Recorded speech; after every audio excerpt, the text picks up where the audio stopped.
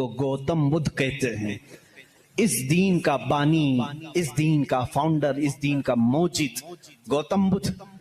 اس کی تعلیمات، اس کی کتابیں آج بھی موجود ہیں، کتابیں جو دساتیر کہلاتی ہیں۔ گوتم بدھ کی کتابوں میں اخلاق زیادہ سکھائے گئے ہیں، تصوف زیادہ سکھایا گیا ہے، دنیا سے کنارہ کشی زیادہ سکھائی گئی ہے۔ جیسے آج بھی گوتم بدھ کے ماننے والے یہ کہتے ہیں، عیسائیوں میں جس طرح فرقے ہوئے اسی طرح بدھ مت میں بھی فرقے ہوئے۔ اس میں سے جیسے کچھ ننگے رہنے والے، کچھ لوگ کپڑے پہننے والے، کچھ پوری دنیا کو چھوڑنے والے، کچھ دنیا میں سے تھوڑا چکھنے والے، سب طرح کے ہوئے۔ لیکن گوتم بدھ کی جو تعلیمات تھی وہ دنیا سے کنارہ کشی کے لیے تھی۔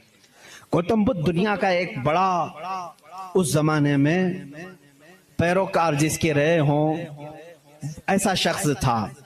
اب اس کی ایک کتاب جو اس کے ایک شاگرد نے لکھی ہے، اس کی تعلیمات کو جمع کیا ہے، جس کو کہتے ہیں چکاوتی سننا، یہ کتاب ہے۔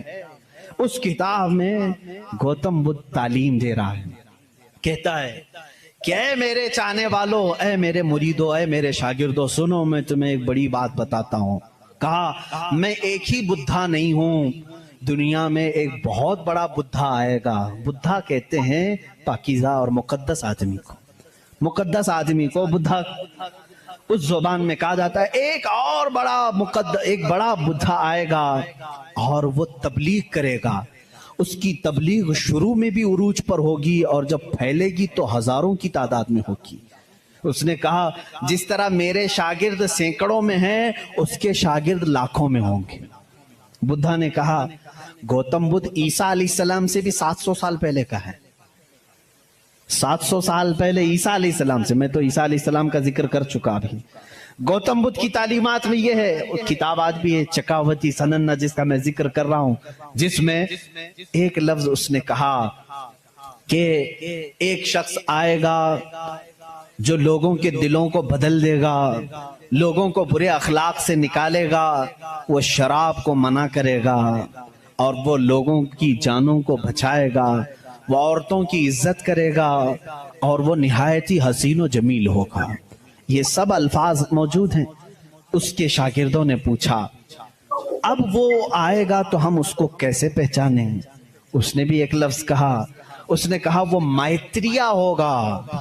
یہ وہی الفاظ میں بیان کر رہا ہوں، تھوڑے خشک ہیں، اس کو سمجھ لیں آپ، اس لیے کہ میری تقریر وہ لوگ بھی سنیں گے تو وہ چیک کریں گے۔ مائتریا ہوگا، گوتم بدھ کہتا ہے وہ آئے گا، وہ اس کو مائتریا کہیں گے، مائتریا کہیں گے۔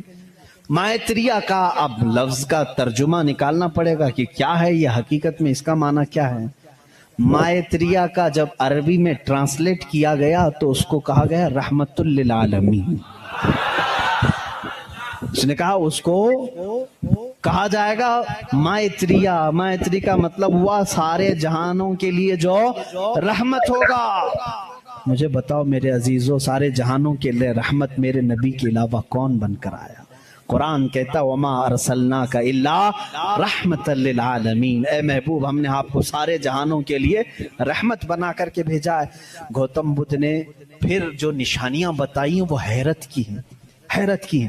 اس کا ایک خادم تھا انندا نام سے، اس خادم کو لے کر کے وہ ہمیشہ چلتا تھا اور اس کی وہ بڑی حفاظت کرتا تھا انندا۔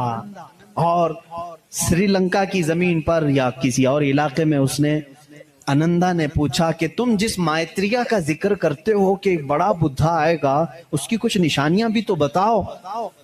تو اس نے کہا گوتم بدھ نے کہ مجھے جہاں تک معلوم ہوتا ہے جس طرح تو میرا انندا ہے، اسی طرح وہ مائتریا کا بھی ایک خادم ہوگا جو اسے کندھوں پر بٹھا کر کے ایک غار تک لے جائے گا۔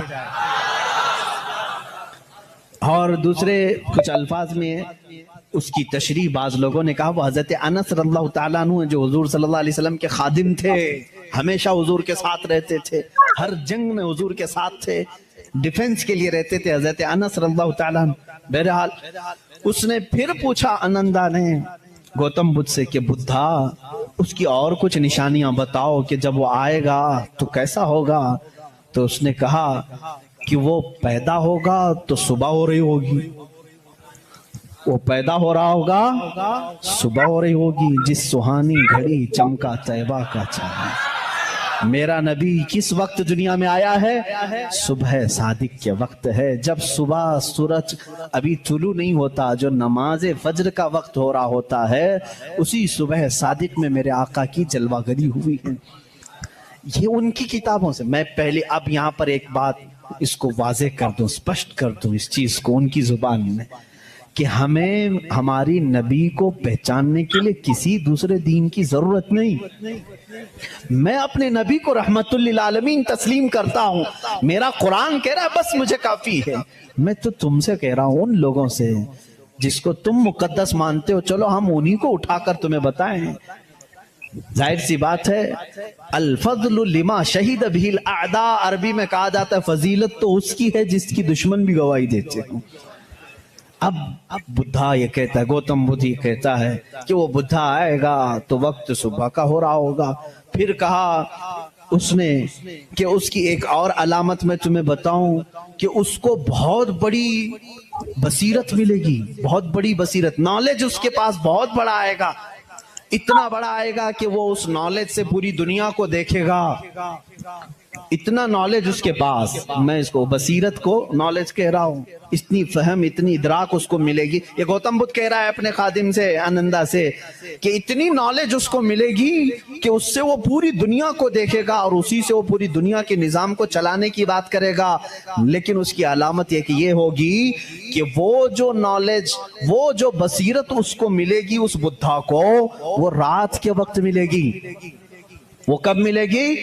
رات کے وقت ملے گی۔ میں یہ کہتا ہوں جس بصیرت کا وہ ذکر کر رہا تھا میرے مصطفیٰ کے لیے، وہ قرآن پاک ہے، اور وہ نازل ہوا ہے۔ قرآن خود کہتا ہے اِنَّا أَنزَلْنَاهُ فِي لَيْلَةِ الْقَدْرِ۔